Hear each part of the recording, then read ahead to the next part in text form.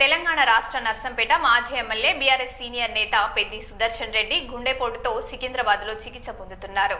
ఆయన ఆరోగ్య పరిస్థితిని తెలుసుకునేందుకు రాష్ట్ర మంత్రి Seethakka, BRS working president KTR, మాజీ మంత్రి హరీష్ రావుతో పాటు పలువురు నేతలు యశోద ఆసుపత్రిని సందర్శించారు.